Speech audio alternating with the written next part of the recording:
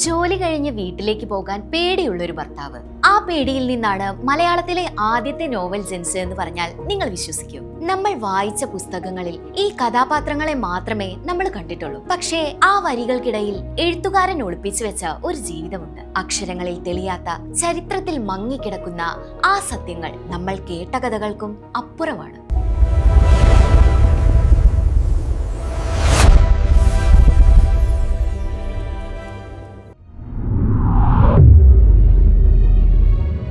നമ്മുടെ കഥാനായകൻ 1864 തലശ്ശേരി കോടതിയിൽ ഗുമസ്തനായി ജോലിയിൽ പ്രവേശിച്ച ആളാണ്.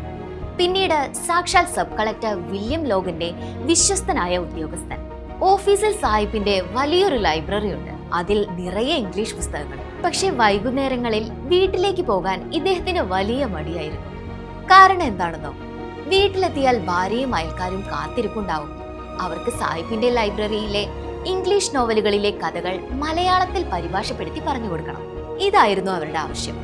പകൽ മുഴുവൻ ജോലി ചെയ്ത ക്ഷീണത്തിൽ വൈകുന്നേരത്തെ ഈ കഥ പറച്ചിൽ അദ്ദേഹത്തിന് വലിയൊരു തലവേദനയായി മാറി.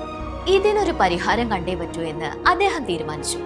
ഒന്നുകിൽ ഇവരെ എല്ലാം ഇംഗ്ലീഷ് പഠിപ്പിക്കണം, അല്ലെങ്കിൽ അവർക്ക് സ്വയം വായിച്ചു മനസ്സിലാക്കാൻ പറ്റുന്ന ഒരു കഥ മലയാളത്തിൽ എഴുതണം. ആലോചിച്ചപ്പോൾ രണ്ടാമത്തെ വഴിയാണ് എളുപ്പമെന്ന് അദ്ദേഹത്തിന് തോന്നി. അങ്ങനെ ഭാര്യയ്ക്കും കൂട്ടർക്കും വായിക്കാൻ വേണ്ടി അദ്ദേഹം മലയാളത്തിൽ ഒരു നോവൽ എഴുതാൻ തീരുമാനിച്ചു. ആ തീരുമാനമാണ് ചരിത്രമായത്.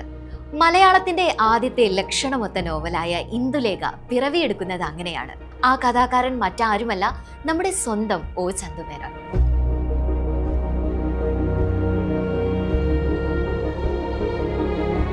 ഒരു ഭർത്താവിന്റെ സ്നേഹവും അല്പം മടിയും ചേർന്നപ്പോൾ മലയാളത്തിന് ലഭിച്ചത് ഒരു അമൂല്യ നിധിയാണ്.